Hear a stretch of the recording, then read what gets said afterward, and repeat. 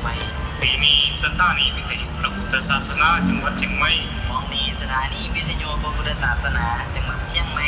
FM 96 เมกะเฮิรตซ์ FM 96 เมกะเฮิรตซ์ FM 96 เมกะเฮิรตซ์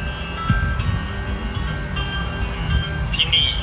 สถานีวิทยุพระพุทธศาสนาจังหวัดเชียงใหม่ FM 96 เมกะเฮิรตซ์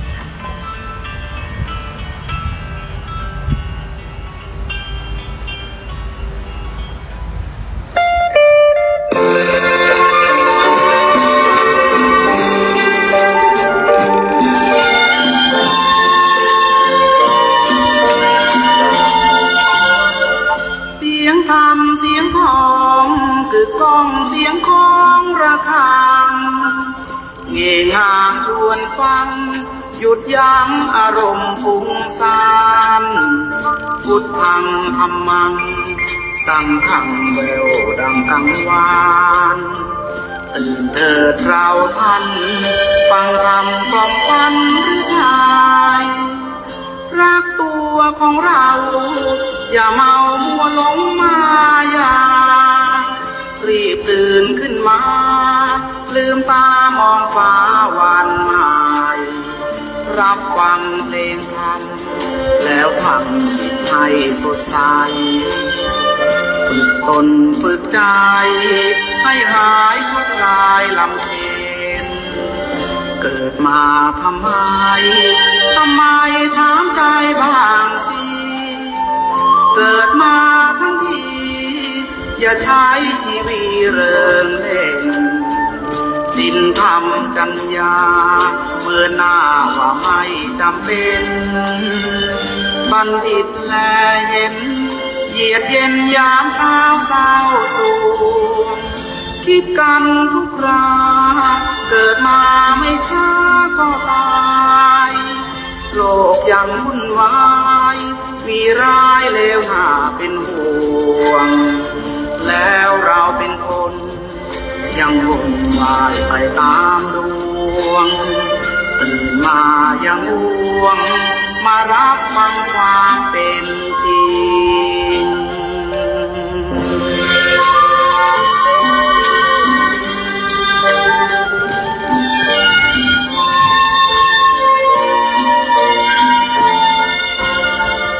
คิดกันทุกคราเกิดมาไม่ช้าก็ตายโลกยังวุ่นวายมีร้ายเลวหน้าเป็นห่วงแล้วเราเป็นคนยังวนวายไปตามดวงตื่นมายังห่วงมารับฟังความเป็นจริง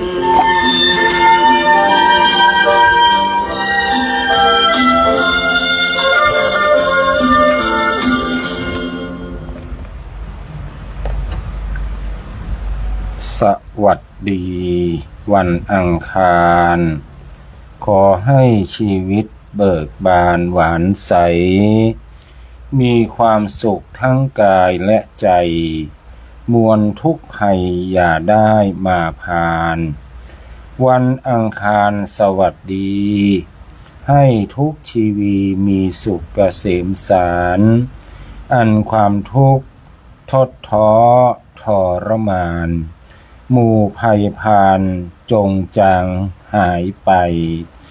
ขอให้วันนี้เป็นวันสุขวันสนุกสุขสันต์และสุขใส ขอส่งคำพรกรอนจากใจจงสดใสสุขสันต์เนรันดรขอนอบน้อมแด่พระรัตนตรัยขอถวายความเคารพพระมหาเถรานุเถระเจ้าคณะพระสังฆาธิการกู้ตนกู้องค์ขอเจริญสุขเจริญปอนพ่อแม่สัตตาศรัทธาท่านสาธุชนพุทธบริษัททั้งหลายที่เปิดเครื่องรับฟังแต่ขึ้นสถานีวิทยุ 96.00 เมกะเฮิรตซ์และก็ฟังพอทาง Facebook ครูต้นสอดชวนะเมธีอยู่ในขณะนี้รายการอูจาภาษาธรรมกับเมืองล้านนาหรือว่าร หรือว่ารายการเสียงธรรมเสียงทองก็ได้มาพบกับญาติโยมสาธุชนพุทธบริษัททั้งหลายดังเช่นเคยพบกันวันนี้ก็ตรงกับวันที่30นะ30มิถุนายน2569พบกันวันนี้ก็จะได้นำสิ่งที่ดีมีประโยชน์ มาฝากญาติโยมสาธุชนพุทธบริษัททั้งหลายซึ่งก็เป็นเรื่องราวร้ายสิ่งหลายอย่างห้องกันว่าเป็นปกิณณกะเนาะก็จะเป็นความรู้ทั่วไปพ้องเป็นศาสนสุภาษิตพ้องหรือว่าประวัติเรื่องราวชาดกต่างๆที่หันว่าเป็นประโยชน์ก็จะนำมาเสนอในพ่อแม่ศรัทธาอีกทั้งตัวเองตัวเก่าอาตมาภาพก็ได้ศึกษาไปตัวนะเป็นการทบทวนของมากินหุ้นเน่าของบ่เล่าก็จักหูลืมเนาะญาติโยมสาธุชนพุทธบริษัททั้งหลายในช่วงแรกนี้ก็เป็นช่วงของพุทธศาสนาสุภาษิตนำชีวิตให้รุ่งเรือง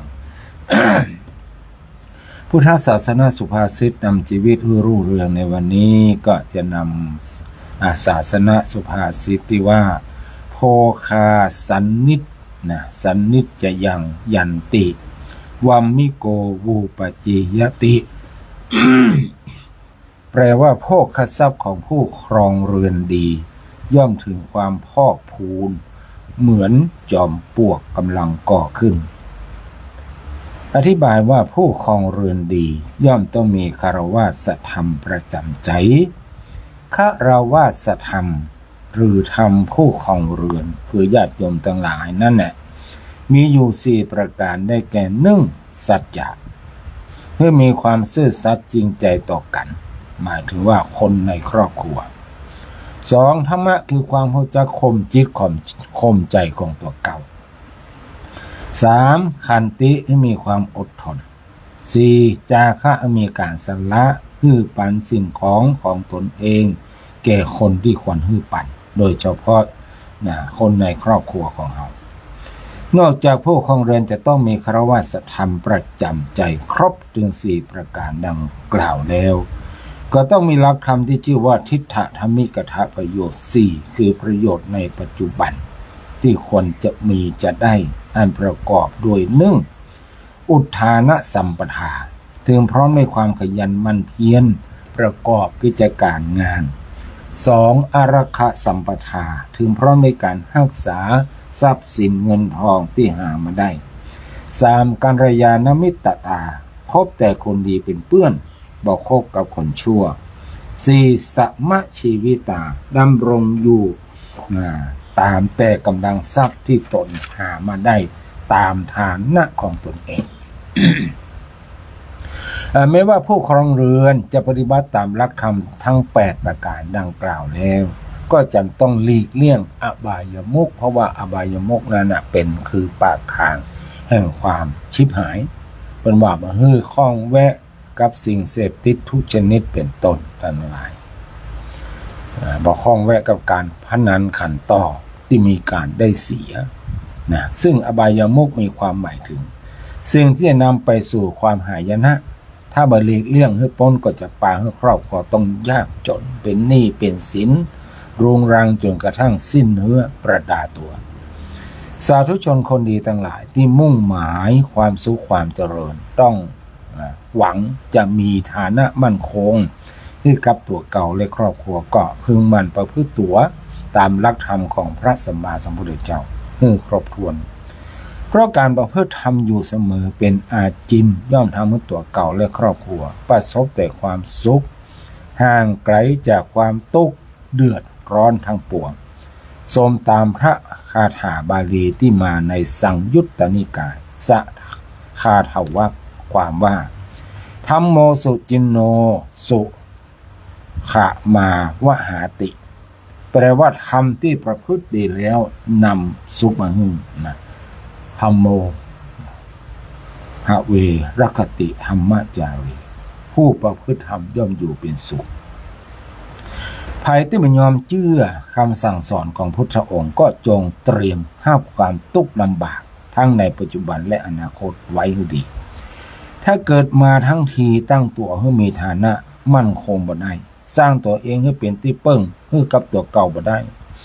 ก็เสียชาติเกิดโดยเฉพาะอย่างยิ่งได้เกิดมาพบพระพุทธศาสนาได้ยินได้ฟังได้อ่านได้ศึกษาพระธรรมคำสั่งสอนของพระพุทธเจ้าแล้วยังบ่สนใจที่จะปฏิบัติตน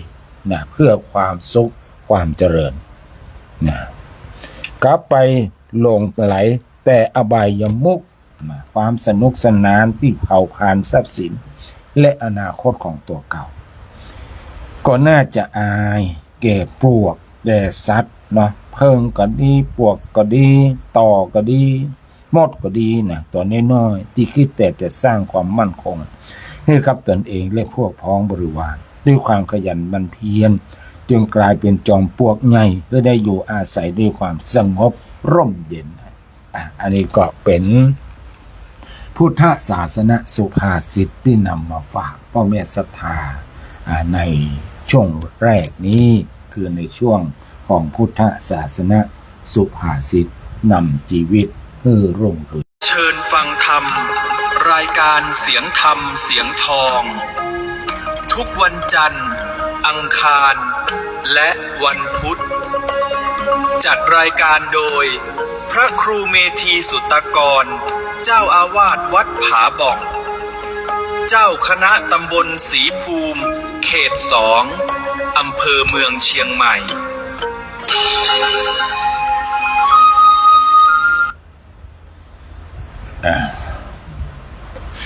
ช่วงต่อไปก็เป็นช่วงของเกล็ดความรู้นะที่แฝงไว้ด้วยธรรมะนำมาฝากญาติโยมในช่วงที่2วันนี้จะพูดถึงชีวิตที่ยั่งยืนญาติโยมทั้งหลายชีวิตที่ยั่งยืนประกอบด้วยพลานามัยที่ดีสุขภาพจิตที่ดีและหมายถึงการมีกำลังใจที่ดีตัวดังนั้นทุกคนที่อายุยืนมีชีวิตร่าเริงสดใสย่อมเป็นบุคคลที่อุดมไปด้วยพละกำลังอย่างบ่ต้องสงสัยชีวิตที่สมบูรณ์จะต้องประกอบด้วยอย่างห้อง 1. อายุยืน 2. ร่าเริงแจ่มใส 3. อยู่อย่างมีความหมายทุกอย่างอยู่ภายใต้กฎของธรรมชาติทั้งหลายเมื่อเขาต้องการเป็นคนที่มีอายุยืนก่อนอื่นเขาต้องเข้าใจกฎของธรรมชาติอย่างก่อนว่าทุกสิ่งทุกอย่างนั้นอยู่ภายใต้อิทธิพลของธรรมชาติและทุกสิ่งทุกอย่างอยู่ภายใต้กฎแห่งความเป็นอนิจจัง คือความบ่เที่ยงแท้แน่นอน เป็นอนิจจังหมดทั้งหลายมายึดมั่นถือมั่นบ่ได้สักอย่างมาใจของเฮามาใจของเขาต่อเขาจะเป็นเล็กกล้าแข็งโมได้ก็ตามสุดท้ายก็ต้องเก่าต้องพุต้องพันไปอาจจะใจเวลาเหมือนน้อยคนเฮาเกิดมาธรรมชาติก็มีอากาศที่เฮาหายใจมีความร้อนจากดวงอาทิตย์คือพลังงานและความอบอุ่นมีน้ำเป็นเครื่องหล่อเลี้ยงชีวิตมีดินคือปลูกพืชพันธุ์ธัญญาหารสัตว์โลกทั้งปวงย่อมอาศัยธาตุของธรรมชาติดังกล่าวที่เรียกว่าดินน้ำลมไฟนะที่เรียกว่าธาตุสี่ทุกอย่างเจริญเติบโตด้วยธาตุเหล่านี้ตลอดจนต้องเสื่อมหายตายจากไปด้วยอำนาจแห่งกฎธรรมชาติเช่นที่กล่าวหมุนเวียนกันจะอีแหละนับเป็นพันปีล้านปีสิ่งมีชีวิตทุกอย่างรวมทั้งมนุษย์ของเราตัวเมื่อต้องล้มหายตายจากไปธาตุต่างๆในร่างกายก็จะกลับคืนสู่ธรรมชาติดังเช่นเดิมนะเลือดก็กลายเป็นน้ำระเหยไปสู่อากาศร่างกายอันเป็นเนื้อหนังก็สู่ธุลีคือแผ่นดินความร้อนในร่างกายก็คืนสู่อุณหภูมิลมหายใจก็คืนสู่อากาศบ่มีอันยังที่จะหลงเหลือเป็นสมบัติส่วนตัวแม้แต่น้อยเดียวนอกจากความดีความชั่วฮืออนุชนรุ่นหลังกล่าวถึงต่ออัน แม้กระทั่งอนุสาวรีย์หรือเจดีย์ที่เราอุตส่าห์สร้างจนใหญ่โตและแข็งแรงที่สุดธรรมชาติก็มาเอาคืนไปจนได้โดยการที่สายฝนมาสะและเซาะเพื่อหินปูนกร่อนลงลมพายุก็พยายามปัดให้พังทลายลงไปทุกอย่างจะต้องสลายไปสู่สภาพเดิมของธรรมชาติอย่างแน่นอนมันจะจ้าหรือว่าจะเวยต่ออันเท่าไหร่ชีวิตที่เกิดมานี่น้อยเพราะว่าจงเดินทางสายกลางนะทางสายกลางเนอะเมื่อเรารู้ถึงความจริงของธรรมชาติข้อนี้ตัณหาความทะยานอยากที่เกิดมีในตัวเราเช่นอยากได้สิ่งนั้นสิ่งนี้บ่มีที่สิ้นสุดเพื่ออย่างกันแน่เกิดมามีชีวิตเพียงสั้นๆเมื่อกี่10 ปีก็ต้องล้มหายตายจากไปเนาะอยู่ก็บ่เกิน 30,000 ปีนั่นน่ะนะ30,000 ปียิ่งดิ้นรนสะสมทรัพย์สมบัติไว้นับต่อไหนก็ยิ่งวิตกกังวลใจนักขึ้นต่ออันพระท่านจึงแนะนำให้เราเดินทางสายกลางคือทำมาหากินอย่างบ่ดิ้นรนช่วงชิงหักโหมให้นักเกินไปอย่าเสี่ยงต่ออันตรายเกินเหตุหากคนอื่นเขารวยกันอย่านึกรวยไปโตยเขาเพราะว่าคนที่ร่ำรวยนั้นเขาจะต้องมีคุณสมบัติพิเศษอย่างใดอย่างหนึ่งอยู่ในตัวเขาจะต้องมีคุณสมบัติพิเศษอย่างใดอย่างหนึ่งที่เฮาบ่มีเขาอาจจะมีจังหวะที่อำนวยให้ได้มีโอกาสได้เดินต่างลัดอย่างที่เฮาบ่เคยพบก็ได้ส่วนคนที่ร่ำรวยเพราะเสี่ยงกับอันตรายหรือกระทำการอันผิดกฎหมายนั้นมีเพียงไม่กี่คนที่โชคดีรอดพ้นอาญาแผ่นดินไปได้คนที่ต้องล้มละลายหรือถูกจับกุมดำเนินคดีทางอาญานั้นก็มีนักเนาะอย่างข่าวกำลังดังอยู่เนี่ยแอร์โฮสเตสขนยาเสพติดเนี่ยโอ้เป็นเรื่องใหญ่ขนาดนั้นบุคคลเหล่านี้บ่ได้ร่ำได้รวยเพราะภูมิปัญญาความสามารถย่อมรู้จักกับคำว่าเพียงพอเราควรจะได้คิดอย่างไรว่าเมื่อเราบ่มีความสามารถเก่งกาจเหมือนเขาก็ประพฤติตนเป็นพลเมืองที่ดีก็ย่อมมีความสุขใจเช่นเดียวกับคนมั่งคั่งร่ำรวยเหมือนกันเมื่อเรามีภูมิปัญญาความสามารถทำประโยชน์ให้แก่สังคมหรือประเทศชาติก็ควรที่จะภาคภูมิใจได้เช่นกันกับปุถุชนคนอื่นที่เขามีฐานะมั่นคงกว่าเราความเป็นอยู่ระหว่างคนธรรมดาสามัญกับคนร่ำรวยอาจจะแตกต่างกันตรงที่คนรวยมีความฟุ่มเฟือยประดับบ้านช่องมือเครื่องใจไม้สอยนักที่มีราคาแพงแต่ก็ไม่ได้ใจอย่างที่เกินกว่าความจำเป็นของมนุษย์นะบางทีก็มีนักจิตเกินเหตุไม่ได้ใจนั่นคนธรรมดารับประทานอาหารตามบ้านหรือตามร้านอาหารเล็กๆก็รับประทานให้อิ่มเหมือนกันส่วนคนรวยรับประทานอาหารตามภัตตาคารใหญ่ๆก็ไม่ได้หมายความว่าฝ่ายรวยจะมีอายุยั่งยืนนานไปกว่าคนจนที่รับประทานอาหารตาม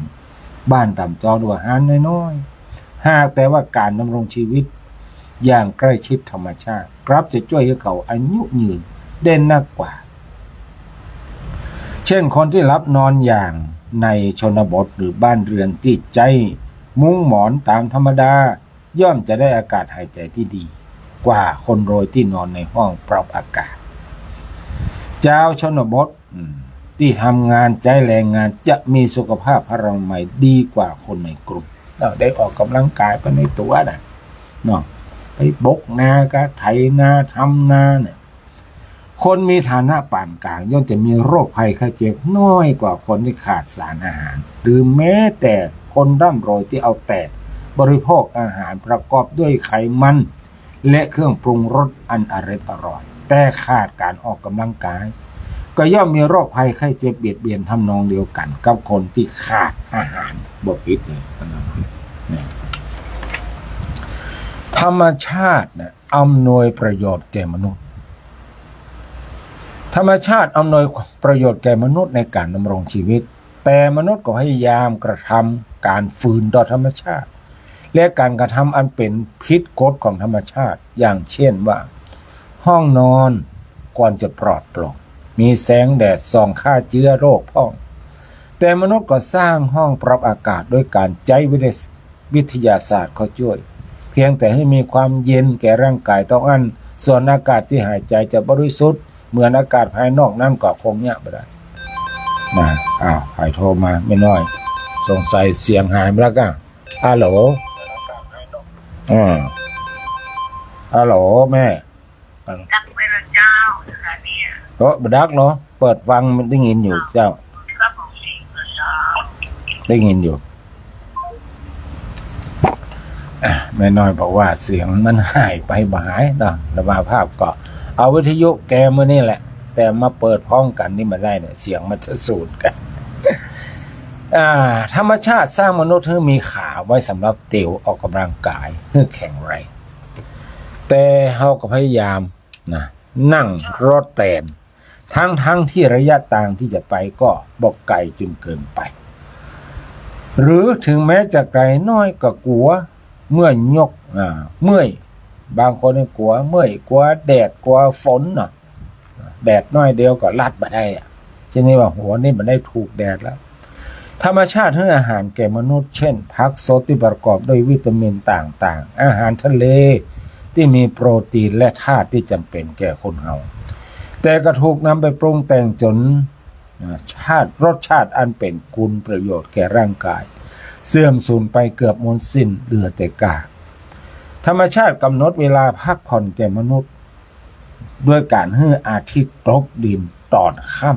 ำหวังจะให้มนุษย์ได้พักผ่อนหอมแหงเอาไว้ประกอบการงานในวันรุ่งขึ้นเป็นการเสริมสร้างกำลังตามธรรมชาติเพื่อให้จะได้ผจญต่อการงานในเช้าวันต่อไปแต่เขาก็ออกแอวกันตามสถานเริงรมตามครับตามบาร์และภัตตาคารที่คระคงด้วยสิ่งบั่นทอนชีวิตเนาะเช่นควันบุหรี่และสุราอากาศที่อบอ้าวแล้วก็ลู่กันหายใจในสถานที่เช่นนั้นแล้วก็ก่อผลในด้านลบต่อมาคือต้องตื่นขวายลุกขวายการงานที่จะต้องทำก็มีอันต้องล่าช้าไปหรือว่าไปทำมันก็ประสิทธิภาพมันไม่เต็มไม่เต็มหน่วยเนื่องจากร่างกายไม่ได้พักได้ผ่อนเนาะแห้งก็มามีกำอกกำลังใจไม่มีบางคนก็ยังภาษาขี้เมาบอกว่ายังแห้งอยู่นะ ยังแห้งยังขำอยู่นะแต่เฮาก็ธรรมชาติได้ให้เฮาพักผ่อนยามที่เฮาเหนื่อยอ่อนร่างกายอ่อนเพลียแต่เฮาก็แข็งขืนโดยการใจยาแก้ง่วงกินกาแฟพวกยากระตุ้นเจ็ดตาแข็งบ่ยอมรับบ่ยอมนอนธรรมชาติปล่อยให้เฮาได้ดื่มน้ำนักเพื่อให้เพียงพอแก่ความต้องการของร่างกายเพื่อขับถ่ายสิ่งโสโครกออกจากร่างกายแต่เฮาก็หันไปดื่มของมึนเมา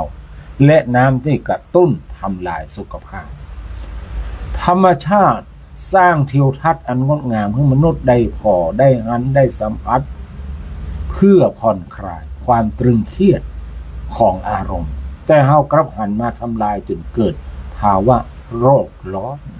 เป็นการให้โทษร้ายแรงแก่ชีวิตในที่สุดเหมือนกันนะเวลาเฮาเครียดเฮากึดอย่ามาออกนั่นพอวิวทิวทัศน์ถ้าเป็นอยู่ในอำเภอเมืองเชียงใหม่เนี่ย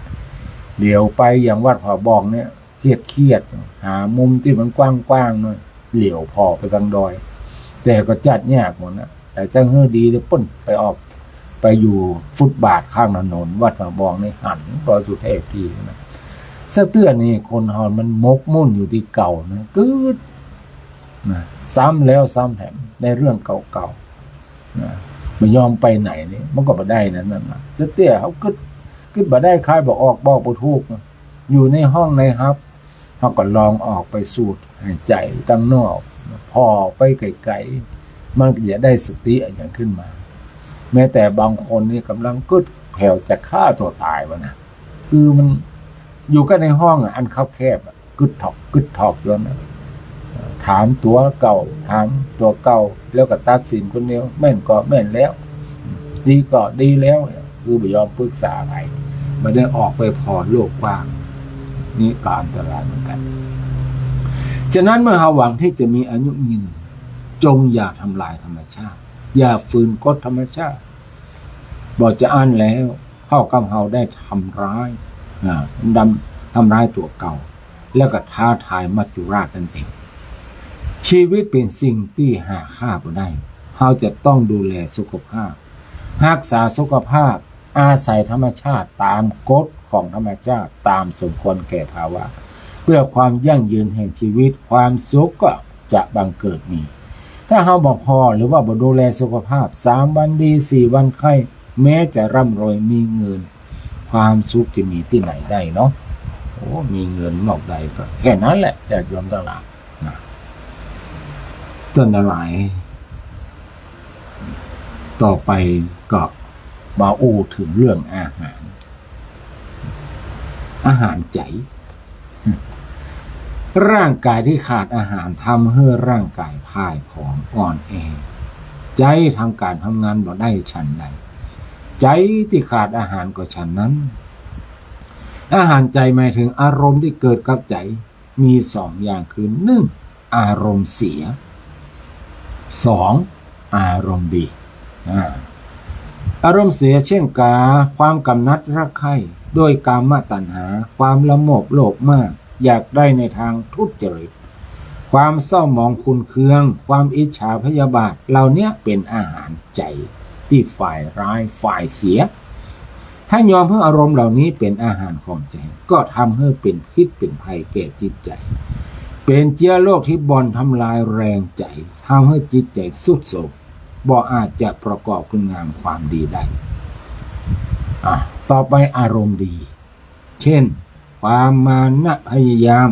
ความอดทนต่อสู้ความซื่อสัตย์สุจริตความเบิกบานแจ่มใส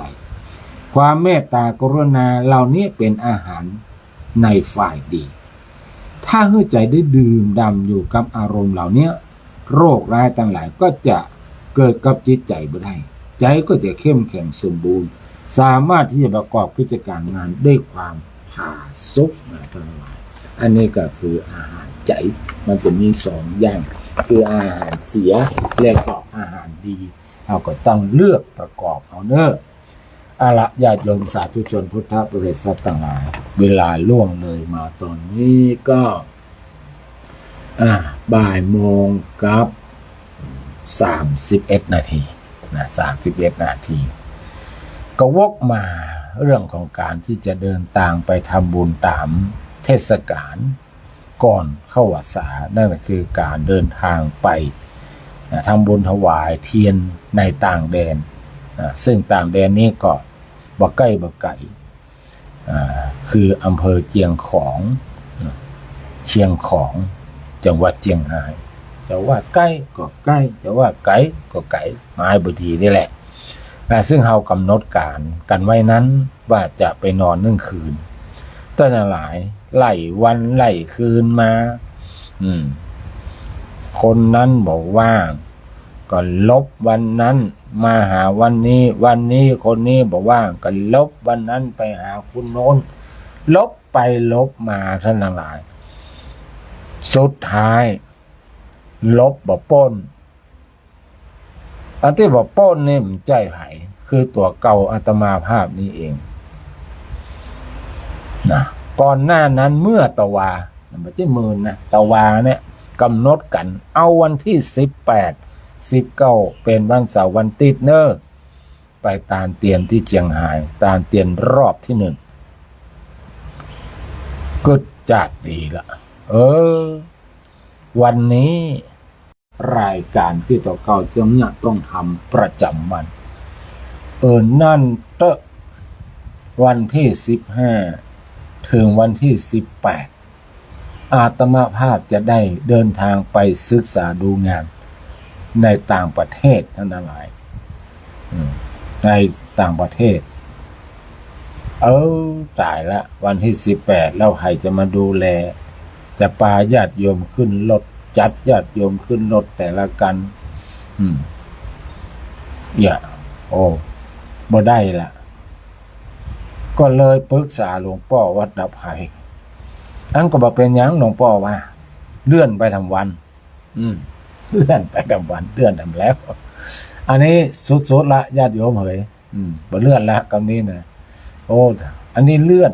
เพราะอาตมาติดหัวหน้าทัวร์ติดสมบัติทัวร์ติดแล้วก็ญาติโยมจะไปจะได้เนาะว้าเว ก็เลื่อนเป็นวันที่19กับวันที่20เนอะญาติโยมสาธุชนทั้งหลายอาตมาภาพวันที่18พลิกมาเนี่ยจะถึงสนามบินเชียงใหม่เวลา3 ทุ่มครึ่งวันออกที่ต้นทางมา5 โมงป่ายใช้เวลาเดินทาง5 ชั่วโมงป่ายนะนี่จะไปศึกษาดูงานก็พอดีมีผู้ใหญ่ใจดีเปิ้นเมตตาออกกล้าเดินทางญาติโยมทั้งหลายไปที่ไหนญาติโยมทั้งหลายสงสัยแล้วท่านจะไปไหนเนี่ยบอกเพื่อเนาะแล้วก็ไปมาแล้วก็บอกที่หลังแล้วกันวันที่19จะบอกว่าไปที่ไหนหรือว่าอาจจะก่อนนั้นเนาะถ้าใครพอ Facebook ก็จะนำเสนอFacebook ว่าจะไปที่ไหนจะได้ตอนนี้ยังบอกได้ เก็บไปเป็นความลับจะลับไปกี่วันก็บอกหัวและญาติโยมสาธุชนพุทธบริษัททั้งหลายตกลงกันว่าวันที่19กับ20เนอะเป็นวันอาทิตย์และก็วันจันทร์ก็คงไม่มีปัญหากับญาติโยมทั้งหลายเพราะคณะโดยส่วนมากนั้นเราท่านทั้งหลายล้วนแต่เป็นผู้ที่มีอายุที่กำลังดีเป็นวัยรุ่นกำลังแข็งแรงนะแต่ว่าผ่านประสบการณ์ผ่านการงานมาแล้วนะเป็นวัยพักผ่อนนั่นวันเสาร์วันอาทิตย์วันธรรมดาบ่มีปัญหากับผู้ที่เดินทางร่วมนะก็จะมีบางคนบางท่านที่ทำงานเกี่ยวกับส่วนตัวหรือว่ากับเอกชนอาจจะต้องลางานไปเนาะส่วนที่ติดราชการนี่คงบ่มีเท่าที่รู้จักนี่ก็บ่มีส่วนมากเขาจะทำงานอิสระกันคือไปวันไหนก็ได้ว่าจะอันนี้ก็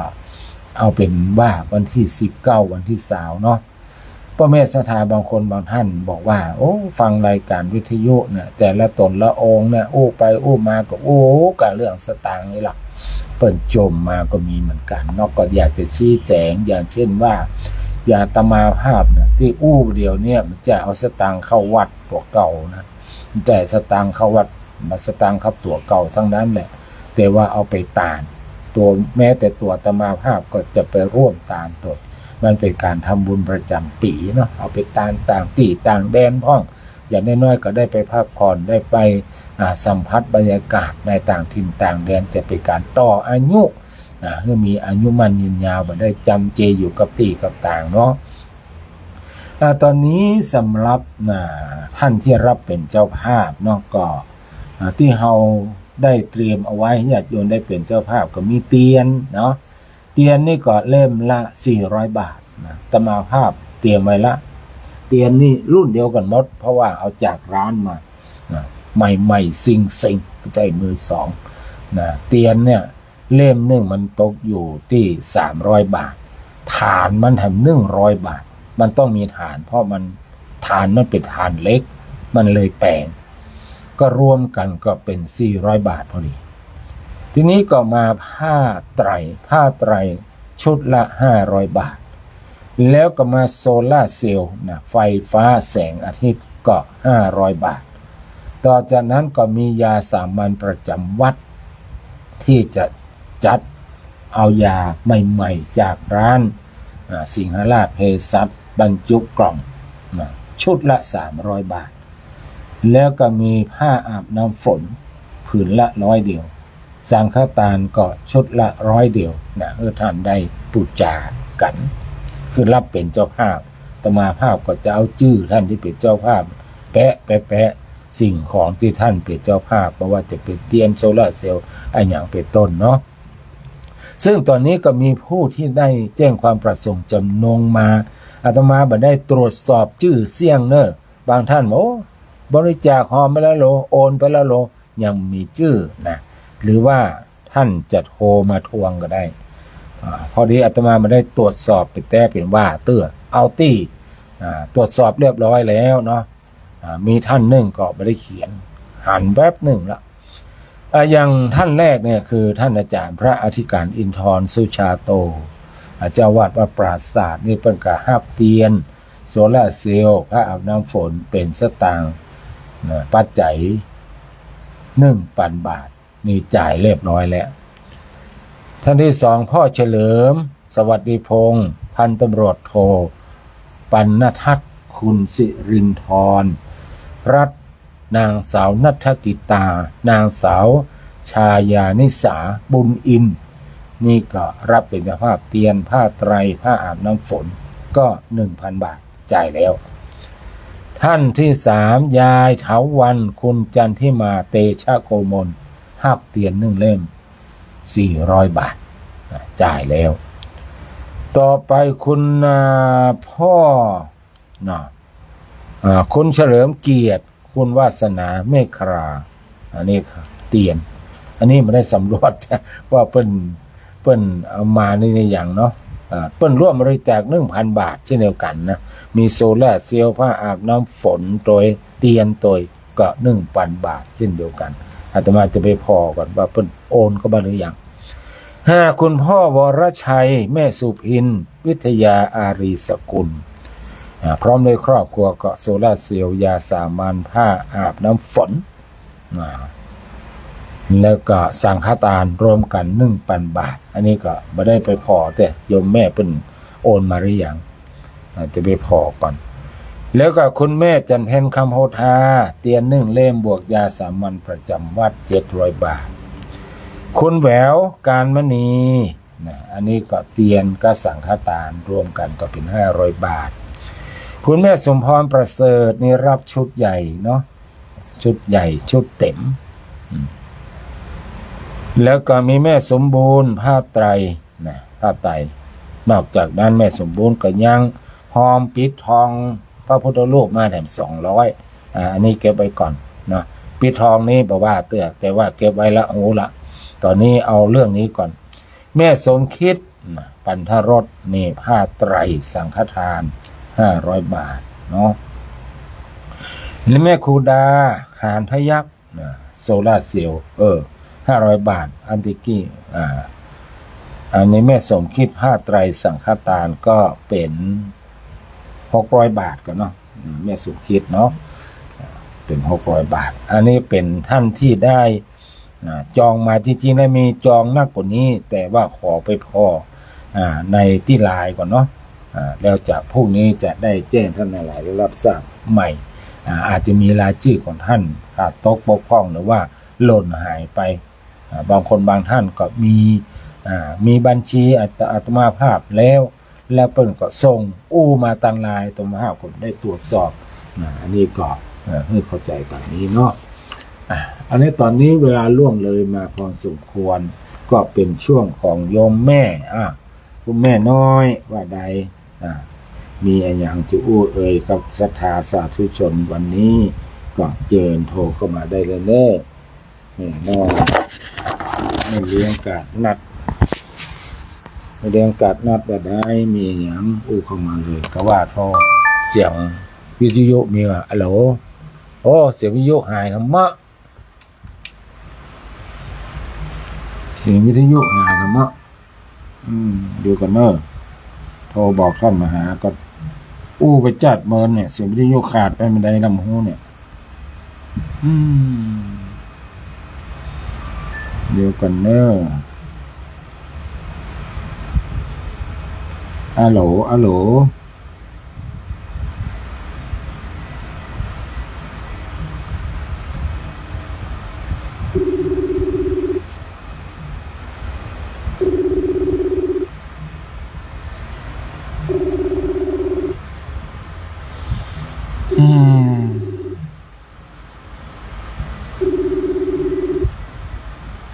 ไม่ฟัง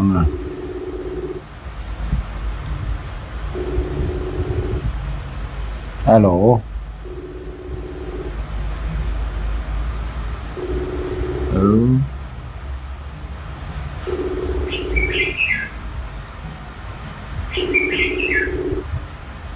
เสียงวิทยุหาย หายไปตัดดันเวลาใดกับโมโหอาจารย์ควบคุมเสียงก็ไม่ได้นั่งอยู่กับตีไปโมโหฮัลโหลฮัลโหลฮัลโหลฮัลโหลฮัลโหล1 2 3ฮัลโหล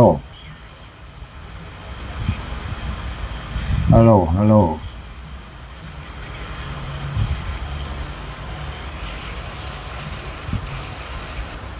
ฮัลโหลฮัลโหลเอาละท่านสาธุชนพุทธบริษัททั้งหลายวิทยุบดังจังมันเตอะเนาะก็โอ้เอ่ยกับพวกเนี่ยศรัทธาที่ขอ Facebook ไปแล้วกันอนุโมทนากับแม่สมอังคณาและคนท่านพันธกรเนาะชัยชมตรงดีพัฒนาการโยมวาสนากันทวีโยมแม่แล้วก็โยมแม่จันเพ็ญคำพุทาเนาะปอต่าง Facebook อยู่ตอนนี้ก็ถือว่ามีปัญหา เอาเป็นว่าก็ขอช่วยกระจายข่าวไปตัวว่าการเดินทางไปถวายเตียนนั้นเป็นวันที่19กับวันที่20เนอะแจ้งให้รับทราบตามนี้ต่อยเอาละวันนี้มันมีปัญหาทางด้านกระจายเสียงมันบดังสถานีวิทยุบดังนะแต่มาภาพก็คงจะต้องลงอีกก่อนแล้วเนาะจะลงละนั่นก็ขออนุโมทนาบุญกับทุกคนทุกท่านทางที่พอทาง Facebook ก็ดีซึ่งพอกันเปิดกันเวลานี้ก็มี4ท่านด้วยกันที่ขึ้นหน้าจอนะมี4ท่านด้วยกันโมทนาขอบคุณทั้งพระสงฆ์องค์เจ้าตลอดถึงสถานญาติโยมทุกท่านที่ได้ตั้งอกตั้งใจฟังมาแต่เก้าบ่ฮู้ว่ามันขาดตอนกันไม่ใดเนาะเอาละก็ปะกันใหม่มันพรุ่งนี้ก็แล้วกันวันนี้ขอความสุขสวัสดีจงมีแก่ท่านผู้ชมผู้ฟังทุกท่านเจริญพร